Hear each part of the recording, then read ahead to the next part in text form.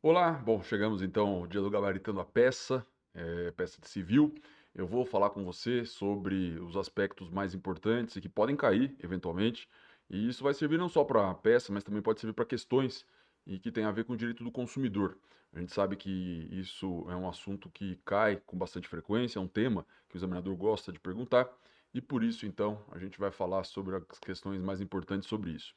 Bom, como você sabe, se cair alguma peça que envolve direito do consumidor, se você tiver pelo consumidor, ou até mesmo em tese, isso nunca aconteceu, pelo menos que eu saiba, mas se você tiver que falar pelo fornecedor, é fundamental, é essencial que a gente possa dizer se aquele caso concreto, se ele tem a ver ou não com uma relação jurídica de consumo, se está caracterizada ou não a relação jurídica de consumo. E por isso é importante que nós saibamos quais são os elementos caracterizadores dela. Eu sei que você está cansada, cansado de saber, mas ainda assim, eu acho que para essa aula de gabaritando a peça, é importante a gente reforçar, até para que você exercite a localização dos dispositivos correspondentes no código. Então, lembrando, para que haja relação de consumo, para que seja aplicável o Código de Defesa do Consumidor e, portanto, as regras dele sejam utilizadas em favor do seu cliente, é necessário que nós possamos reconhecer a relação jurídica de consumo que se caracteriza por um elemento subjetivo que é consumidor de um lado, por outro elemento subjetivo que é fornecedor do outro lado, e entre eles alguma transação que diga respeito a produto ou serviço. É isso que são os elementos essenciais. Está tudo no código e por isso é importante que a gente verifique então, e eu vou passar para essa análise de cada um desses elementos. Eles estão aqui, elementos da relação, caracterizadores da relação jurídica de consumo. Primeiro, consumidor. E consumidor nós temos 4 conceitos, eles estão previstos nesses artigos que você está vendo aí, esses artigos que estão em negrito. Artigo 2º caput, parágrafo único do artigo 2º, artigo 17 e artigo 29. Começando pelo conceito de consumidor padrão, consumidor contratual, consumidor direto ou standard, artigo 2º caput, consumidor é toda pessoa física ou jurídica que adquire ou utiliza produto ou serviço como destinatário final. Então, não esquecendo que tem que ser destinatário final, eu fiz questão de grifar e negritar essa expressão para que você se lembre que só quem é destinatário final é que é consumidor e que é merecedor de proteção por parte do CDC. Mas o legislador, tendo em vista o fato de que ele queria ampliar as hipóteses de incidência, de aplicabilidade do código, ele previu mais 3 conceitos de consumidor que ele chama de consumidor por equiparação, mas ainda assim é consumidor da mesma forma, tem a mesma proteção, não tem nada de muito diferente.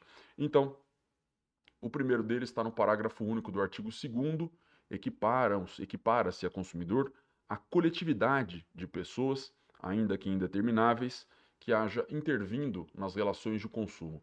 Isso tem a ver com o fato de que o legislador ele explicou mais adiante, no artigo 81, que a defesa dos interesses e direitos dos consumidores e das vítimas poderá ser exercida em juízo individualmente ou a título coletivo.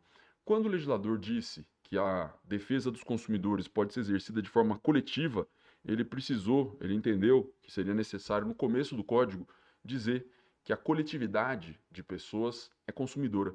E por isso é que se pode propor uma ação coletiva para a defesa dos interesses dos consumidores ou de uma categoria de consumidores, que é a coletividade, e é isso que o legislador quis.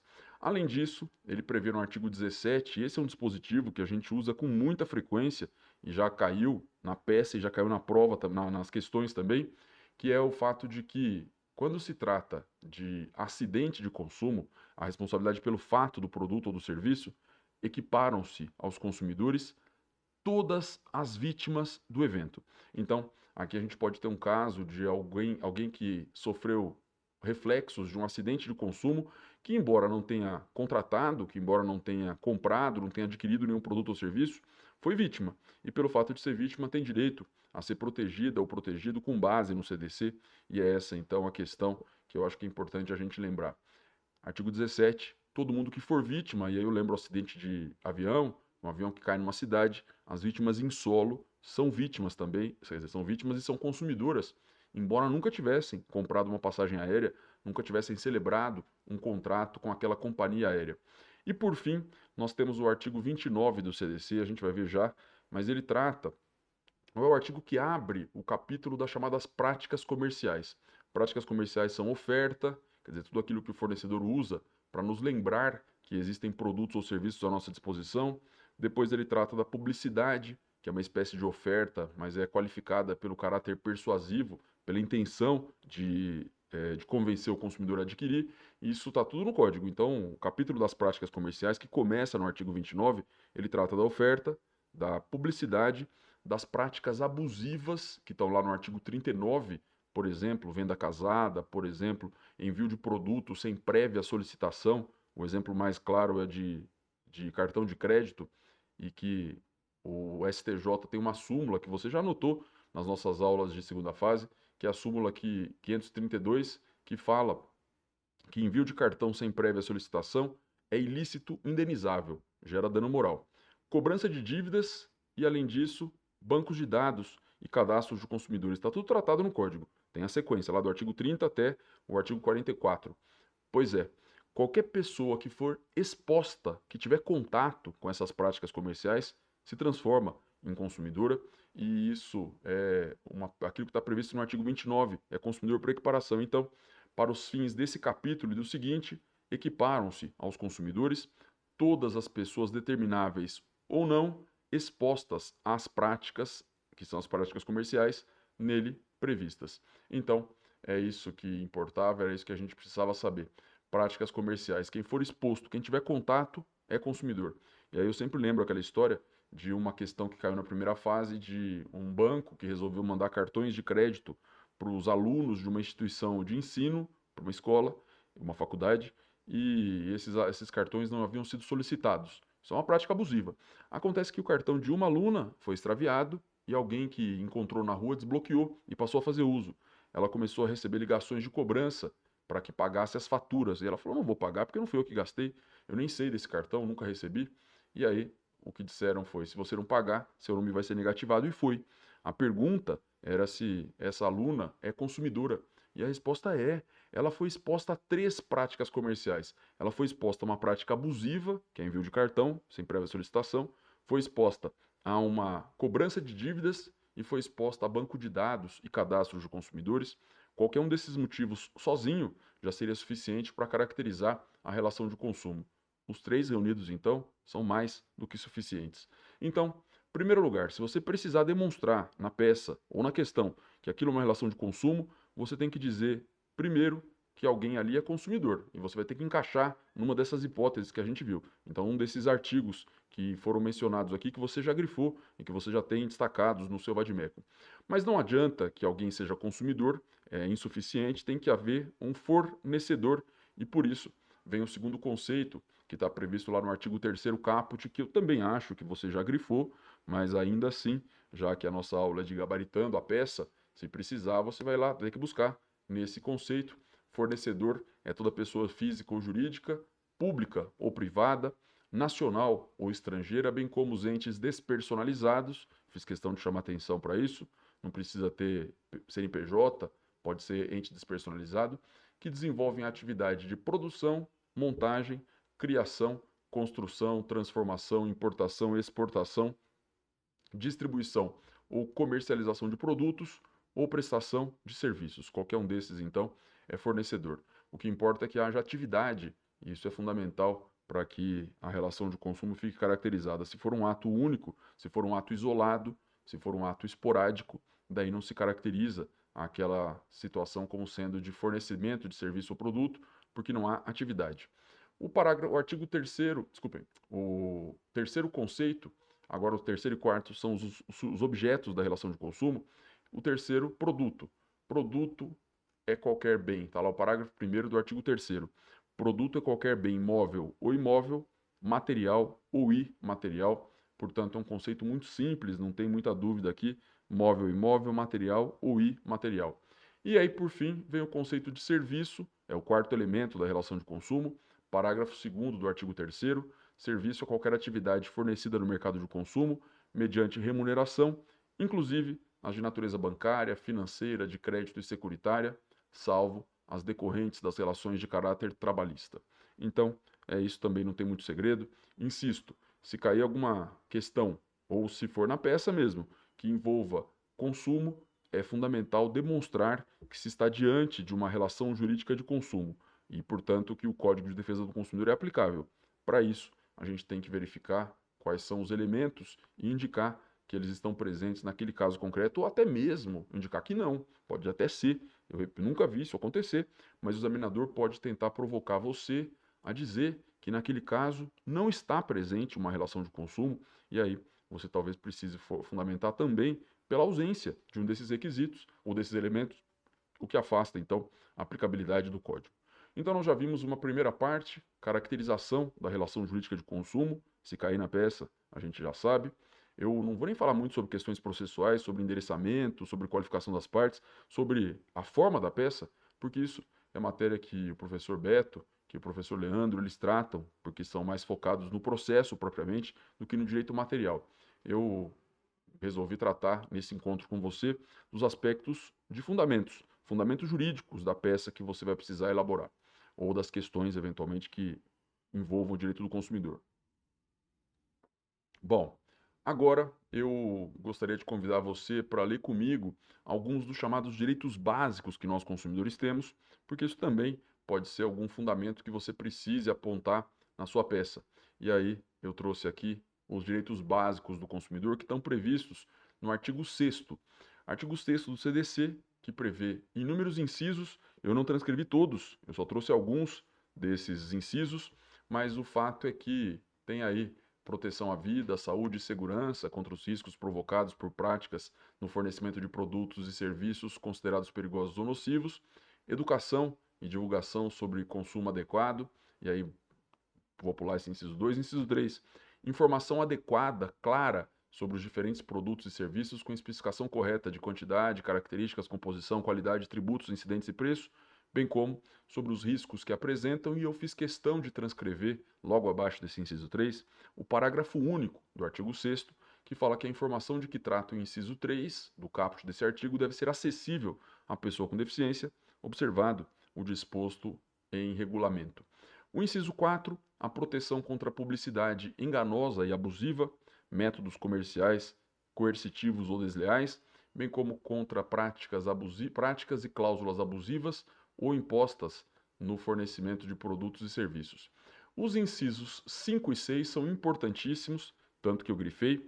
O 5 é o direito que o consumidor tem de modificação de cláusulas contratuais que estabeleçam prestações desproporcionais ou a sua revisão em razão de fatos supervenientes que as tornem excessivamente onerosas. É isso que justifica, por exemplo, a possibilidade de ser ajuizada uma ação de revisão de contrato bancário. Sempre essa ação revisional ela vai ser proposta com base nesse inciso 5, que prevê essa possibilidade de que o consumidor busque o judiciário para rever a cláusula contratual que foi firmada. E aí não se aplica o princípio do pacta sunt servanda, por conta exatamente dessa regra especial. O outro inciso, que é o inciso 6, ele também é fundamental e ele vai ter que ser usado sempre que você for propor uma ação indenizatória, porque o consumidor tem direito básico à efetiva prevenção e reparação de danos patrimoniais e morais, individuais, coletivos e difusos. Portanto, sempre que você pedir indenização, o fundamento vai ser esse inciso 6, pelo menos o principal fundamento. E depois eu te convido para pular o inciso 7 e chegar no inciso 8, a facilitação da defesa de seus direitos, inclusive com a inversão do ônus da prova a seu favor no processo civil, quando a critério do juiz for verossímil a alegação ou quando for ele hipossuficiente, segundo as regras ordinárias de experiência. Então, é esse o fundamento para que se possa pedir a famosa inversão do ônus da prova em favor do consumidor, e isso então também pode ser útil, pode ser interessante para você, por exemplo, na peça.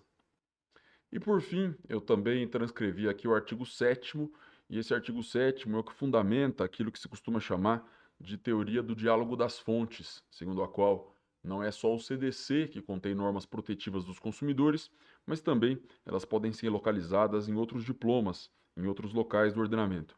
E por isso que o código diz: os direitos previstos nesse código não excluem outros decorrentes de tratados ou convenções internacionais de que o Brasil seja signatário, da legislação interna ordinária, de regulamentos expedidos pelas autoridades administrativas competentes, bem como dos que derivem dos princípios gerais do direito, analogia, costumes e equidade. Portanto, é esse dispositivo que fundamenta, repito, aquilo que a doutrina chama de teoria da, do diálogo das fontes. A única, não, o CDC não é a única fonte normativa, existem outras fontes normativas que podem ser invocadas em favor dos consumidores, desde que sejam mais vantajosas que o CDC ou podem até se combinar com ele. Bom, agora a gente vai começar a tratar de um ponto que me parece ser o mais provável que caia, se cair uma questão de consumidor, questão ou uma peça de consumidor, que é a questão da responsabilidade. Responsabilidade que o fornecedor tem. E isso, a gente viu que o fundamento genérico é aquele inciso 6, que a gente tratou agora há pouco, naquele slide anterior. Mas também é possível que haja um fundamento específico. Pode ser que o consumidor ele tenha sido vítima de um fato do produto ou do serviço, e o fato é o acidente. Acidente que aconteceu e do qual ele foi vítima. Ou pode ser que ele tenha sido vítima de um produto ou serviço viciado. O legislador trata desses dois esquemas e isso é muito importante que a gente se familiarize. Eu acho até que você já está cansado ou cansado de saber, mas ainda assim, eu acho que não custa nada, já que a gente está tão poucos dias da prova, não custa nada a gente reforçar essa questão. E por isso a gente vai começar a falar sobre responsabilidade pelo fato. Eu grifei fato, o fato é o acidente e, portanto, a ideia é sempre essa. Se você precisar lembrar se é fato ou vício, é pensar: houve acidente? Se houve acidente, houve o fato, aconteceu o fato. E o legislador, ele trata disso nos artigos 12 a 14, basicamente, embora nós tenhamos até o artigo 17, mas 12 e 14, porque o 12 e 13, eles tratam do fato do produto, acidente que envolve um produto. E no 14, ele trata do fato do serviço. Então, eu já vou te chamar a atenção. Você preste atenção para o fato de que se for um acidente que envolve um serviço de transporte, um serviço de prestação de assistência médica, um serviço que envolve o dentista, esteticista, enfim, o fato é que se for um serviço, é artigo 14. Se for produto, artigos 12 e 13. E aí, em relação aos produtos, o legislador fixa a responsabilidade. Ele diz lá no artigo 12, eu não transcrevi tudo, viu? Mas eu queria ler com você para a gente também se preparar, para a gente também se familiarizar. O artigo 12. O fabricante, o produtor, o construtor nacional ou estrangeiro e o importador respondem, independentemente da existência de culpa, pela reparação dos danos causados aos consumidores por defeitos decorrentes de projeto, fabricação, parará. E aí eu já vou aproveitar e pular para o parágrafo primeiro. O produto é defeituoso quando não oferece segurança que dele legitimamente se espera. Portanto, o defeito é uma falha de segurança e a falha de segurança foi o que causou o acidente, que é o fato. O fato do produto, embora o código não fale em acidente, é essa questão, exatamente isso. E aí vem o parágrafo segundo. O produto não é considerado defeituoso pelo fato de outro de melhor qualidade ter sido colocado no mercado. Isso não é importante mesmo. E aí tem o parágrafo terceiro que fala das hipóteses de exclusão, de excludente de responsabilidade. O fabricante, o construtor, o produtor ou o importador só não será responsabilizado quando provar que não colocou o produto no mercado, que embora haja colocado o produto no mercado, o defeito inexiste, ou a culpa exclusiva do consumidor ou de terceiro, que acaba afastando o nexo causal e permite que o fornecedor fique livre da responsabilidade da obrigação de indenizar. Bom, muitas coisas importantes estão nesse artigo e a primeira delas é que o legislador aponta quem são os responsáveis. E não é todo fornecedor, são alguns apenas. Fornecedor é um gênero e algumas espécies desse gênero é que podem ser responsabilizadas: o fabricante, o produtor, o construtor ou o importador. São esses os quatro responsáveis por acidente. Eu sempre falo em matéria de carro, carro é a concessionária que vende, mas não é a concessionária responsável por um acidente por defeito do carro. Nesse caso, quem responde é o fabricante, se for nacional, ou o importador, se for carro importado, e portanto é isso que é importante a gente saber. Isso não quer dizer que o comerciante, como a concessionária, mas não quer dizer que o comerciante, o supermercado, a papelaria, a loja de eletrônicos, que não responda, porque eles respondem em casos excepcionais. E esses casos, mediante os quais o comerciante responde, estão previstos no artigo 13, e que daí eu queria que você lesse comigo. O comerciante é igualmente responsável nos termos do artigo anterior, quando 1. O fabricante, o construtor, o produtor ou o importador não puderem ser identificados, portanto é um produto de origem anônima ou não indicando o fornecedor ou a origem. E 2. O produto for fornecido sem identificação clara de seu fabricante, produtor, construtor ou importador. De novo, então, é o legislador falando quase a mesma coisa que do inciso anterior. 3. Não conservar adequadamente os produtos perecíveis. Também, nesse caso, o comerciante responde. Mas lembrando, carro não se encaixa em nenhuma dessas hipóteses. Por isso, que se for um acidente envolvendo defeito de carro, é o fabricante ou o importador, não a concessionária, porque não há responsabilidade, já que não foi ela causadora do defeito da falha de segurança que gerou o acidente, que causou o acidente do qual o consumidor foi vítima. Lembrando que o parágrafo único prevê o chamado direito de regresso e diz que aquele que efetivar o pagamento ao prejudicado poderá exercer o direito de regresso contra os demais responsáveis, segundo sua participação na causação do evento danoso, já que a solidariedade existe, e daqui a pouco a gente vai ver quais são os fundamentos. Aquele que pagar, ele pode depois entrar com a ação de regresso, tem que ser em separado, viu? Eu peço até para que você anote aí ou verifique já artigo 88 do CDC. Esse artigo veda a denunciação da lide e diz que, se quiser exercer regresso, vai ter que propor uma ação autônoma, uma ação em separado, e essa também é uma regra importante que eu sei que já está grifada, mas ainda assim queria chamar sua atenção para esse fato.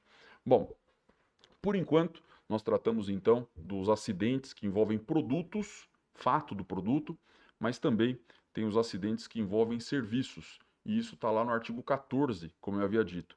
Então, vamos passar para esse artigo 14, para a gente também conhecer essas regras. Artigo 14, o fornecedor de serviços responde, independentemente da existência de culpa, pela reparação dos danos causados aos consumidores por defeitos relativos à prestação de serviço, bem como informações insuficientes ou inadequadas sobre sua fruição e riscos.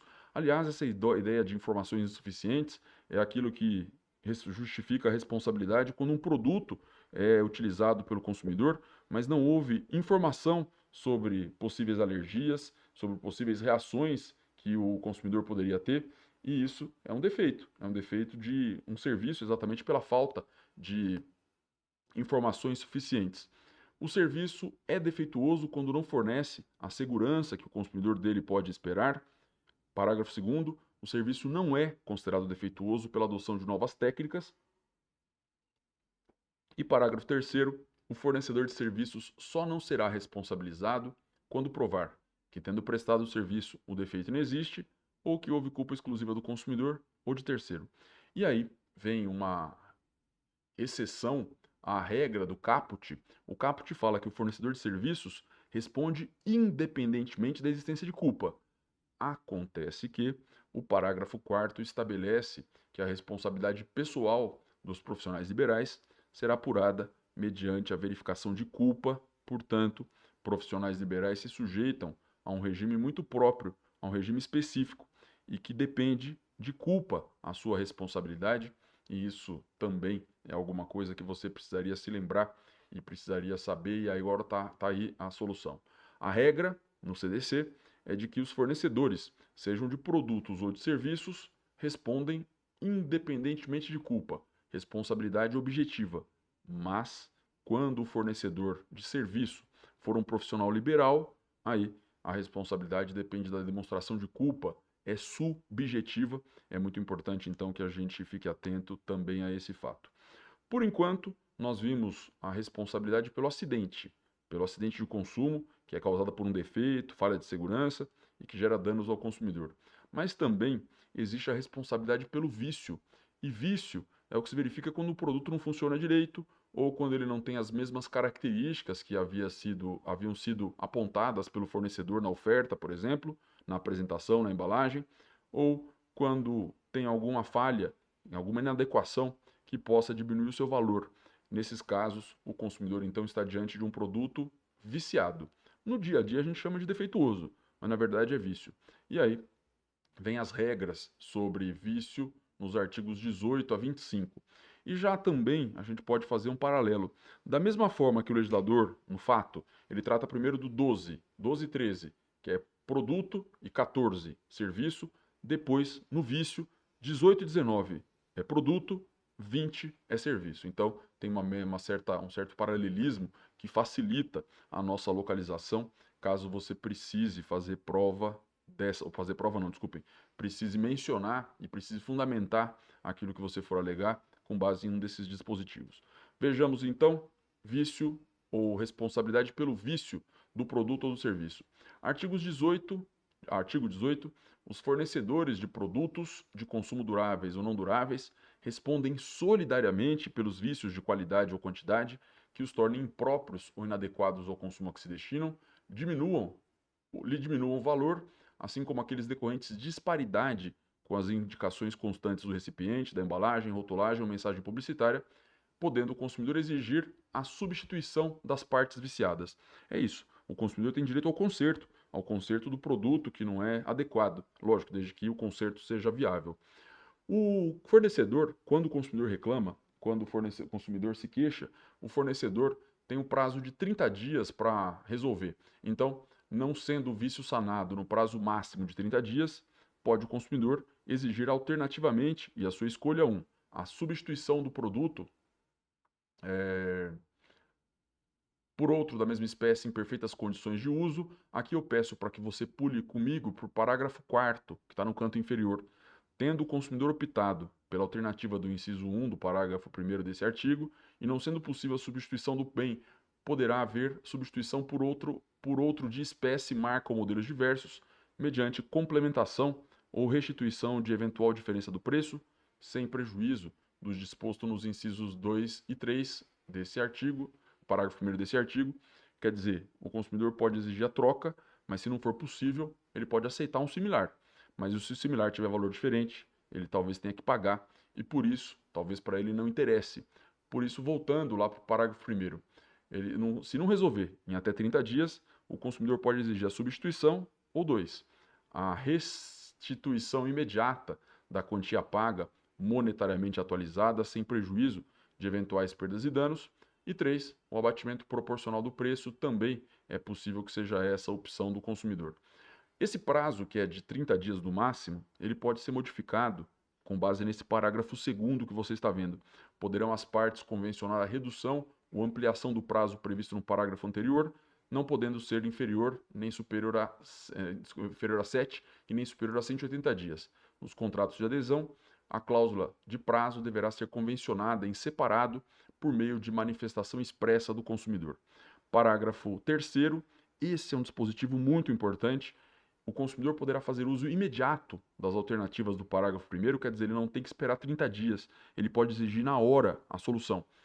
O consumidor poderá fazer uso imediato das alternativas do parágrafo 1º desse artigo, sempre que, em razão da extensão do vício, a substituição das partes viciadas puder comprometer a qualidade ou características do produto, diminuir-lhe o valor ou se tratar de produto essencial. Essa é a parte mais importante, é que produto essencial o consumidor não pode esperar, não pode ficar sem, e por isso ele tem direito a exigir a troca ou devolução do dinheiro imediatamente, já que há uma urgência em relação a isso. Então, essa é a regra do parágrafo 3º.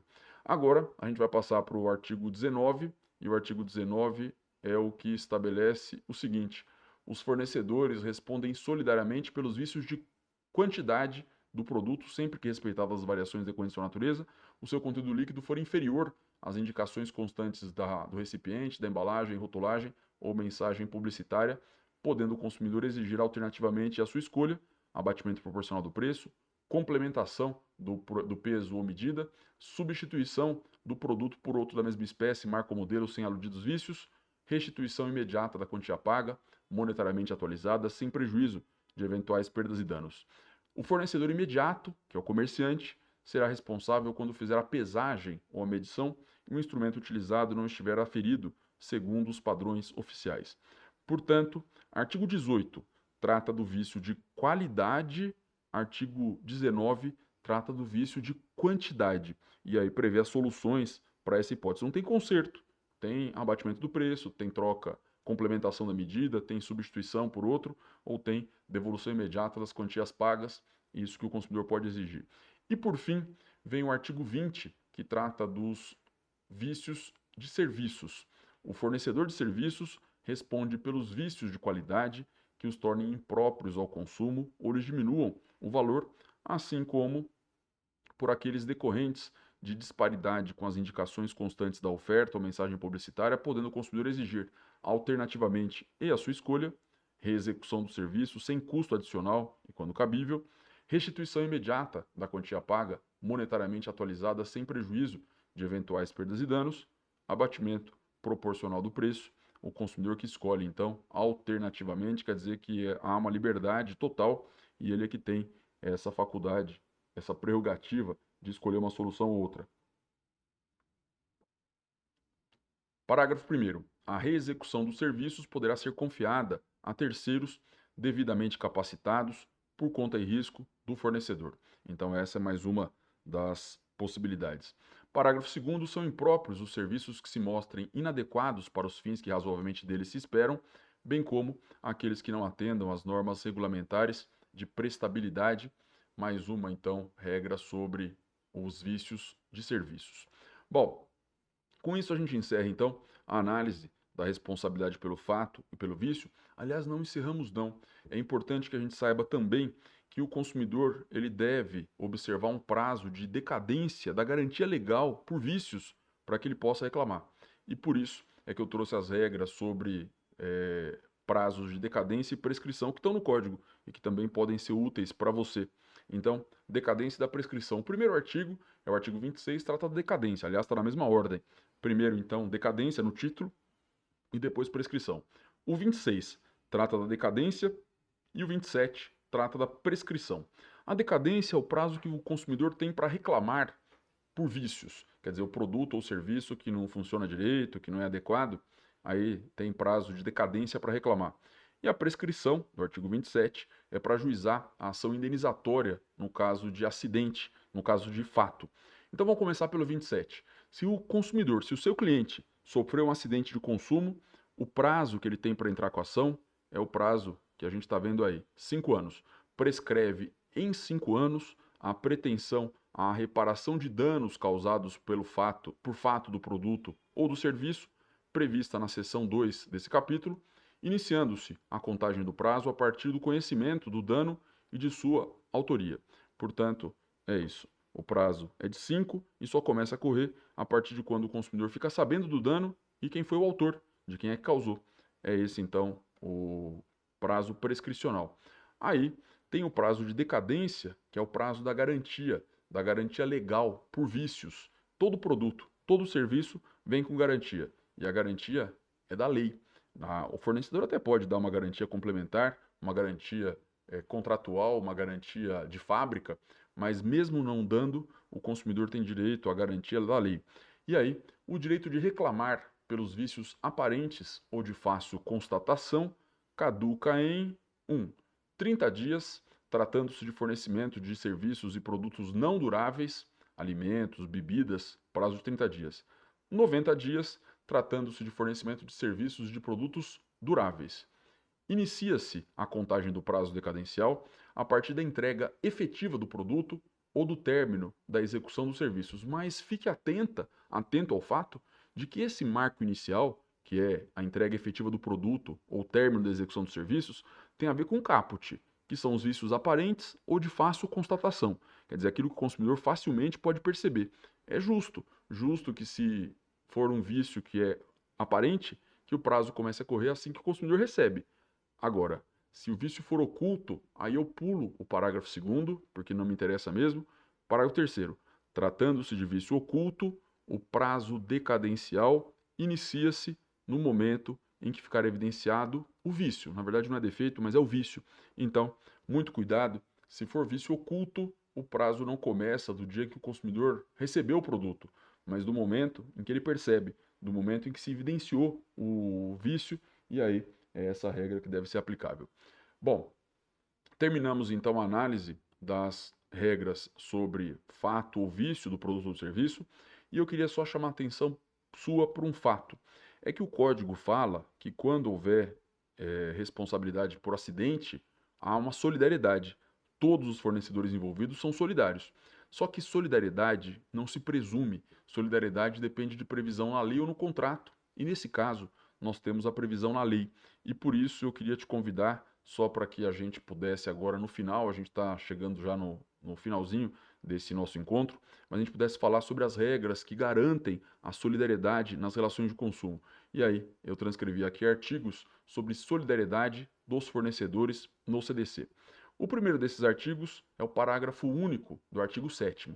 O artigo 7º a gente já leu, nós já vimos que é aquele que trata da teoria do diálogo das fontes, e o parágrafo único diz que, tendo mais de um autor a ofensa, todos responderão solidariamente pela reparação dos danos previstos nas normas de consumo. A solidariedade é uma forma de garantir a efetiva indenização, já que quanto maior for o número de responsáveis, maiores serão as chances de efetivamente receber a indenização. O artigo 25 também contém, nos seus parágrafos, também regras sobre responsabilidade.